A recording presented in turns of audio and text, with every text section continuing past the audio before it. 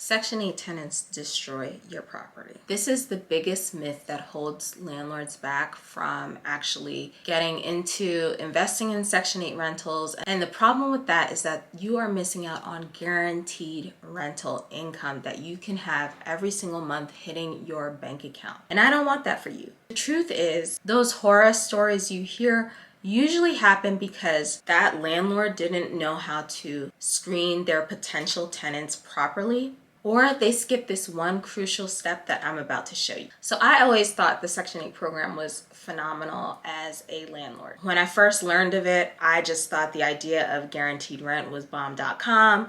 That's all I needed to hear. So I started doing my own research and I just came across so many crazy horror stories, like tenants flooding basements, tearing up the toilets, just tearing up the house in general. And I realized guaranteed rent does not matter if your tenant is a walking red flag and gives you more stress than that money is worth. Now, in my business, I use a specific Section 8 application and lease to screen my potential tenants and lock in legally sound, landlord-friendly terms. You can actually get that application and lease bundle in the description box below if that's something that you want to add to your rental business. So like I said, the number one myth about Section 8 tenants is that they're all bad, they're all just going to tear up your home, and that is not true. I always like to point out, rich people tear up properties all the time, college students mess up properties. It's all about the tenant themselves and how well you as a landlord did your job in screening them. The majority of Section 8 voucher holders are going to be women with families, seniors on a fixed income, or people with disabilities who just want a safe, stable home environment.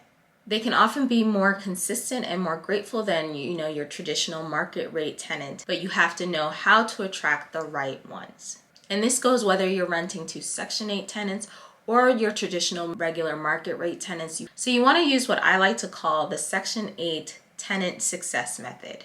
First, you want to use a custom application that asks the right questions. Things like how long they've been on the program, how long they lived at their previous home, and who their caseworker is. Then I like to pre-screen with a phone call because if they sound rude or evasive or just crazy to me over the phone, just imagine how they'll be as a tenant and especially how they would be in some sort of lease dispute. No, thank you. I'm good. I'm very good. And finally, you want to require both a landlord reference and a property inspection from their last unit. Because if they took care of it, it will definitely show, and if not, you'll know that right away. Now, your lease is going to be your lifeline as a Section 8 landlord. You don't want anything basic here. You want something that is going to protect you and your property. Most landlords often just use whatever they find online by Google, and that can be a big mistake. You need your lease to include things like clear and obvious rules regarding guest stays, clear and obvious rules about who can stay at the property and how long guests can stay at the property. And you also want it to include things like late payment clauses, because yes, even though the government is paying the majority, if not all sometimes, of that tenant's rent, there are some Section 8 tenants who do have a portion, maybe 20, 30, 10% of the rent that they have to pay. And so you want to make sure you are covering that within your lease on what happens if that payment is late. You'll also want to include things like property upkeep standards, like how do you want your property to be kept? What are the standards that you expect in this home when it comes to cleanliness, how they use appliances if you are providing them, whose responsibility it is to fix certain things.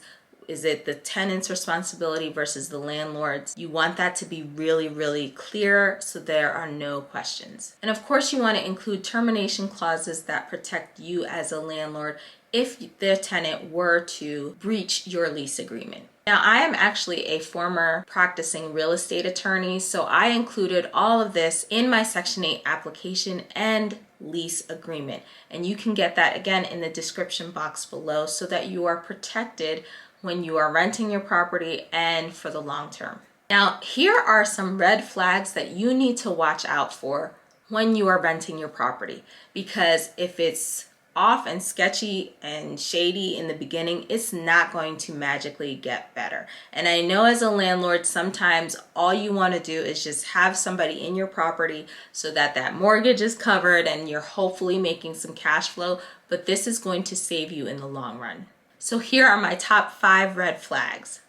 Number 1, they want to rush to move into the property without even seeing it. Like, what? Who does that? That to me is a huge red flag because it tells me something is wrong. There's some strange reason why you need to move so quickly and you want to move into a property sight unseen. I don't like that. To me, that is a red flag, and that shows me something could be off in the future. Number 2 is they refuse to give landlord references. I think this is a basic thing that any tenant, whether they're Section 8 or market rate, is used to doing and should do if they have good rental history with previous landlords. And if they don't have a good rental history and they don't want to give you a landlord reference, that is a huge red flag and you don't want to work with that tenant. The third red flag for me is that they have a history of eviction even as a Section 8 tenant. So to me, if you were evicted previously, that is just a no-go because the likelihood that you may breach the lease and do something that could lead to eviction in my property is way higher if you've had an eviction before versus if you haven't.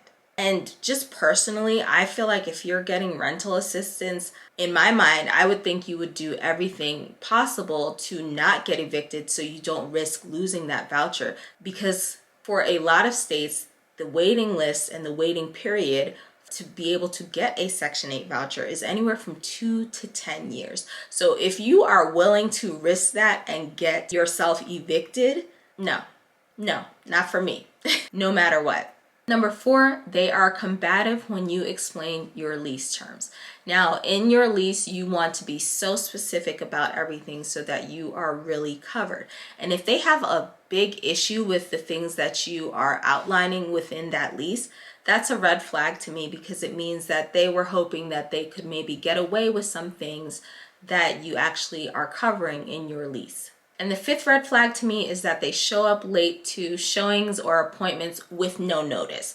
Now, I say with no notice because as a chronically, occasionally late person myself, maybe 2, 5, 10 minutes, I always do give notice. So I want to give people grace because life is real. But if you just don't tell me that you're running late or you don't show up at all and you try to reschedule, that's a red flag for me because that shows me that you don't respect other people's time. And if you don't respect that when you are trying to make a good impression, it's likely that you don't respect other things, which one of those other things could be my property. So it's a no for me, dog. So using these tips, you can definitely attract high quality Section 8 tenants to your property. And if you want a rock solid application process and lease, check out my Section 8 application and lease bundle to see if it can work for you and your property. The link is in the description below. Don't let one bad tenant ruin your guaranteed rent and cash flow. Now in this next video here, I'm breaking down how to pass Section 8 inspections because even with a great tenant, if you don't pass inspection, you don't get paid. So make sure you check out that video so your property is set and ready to go for income.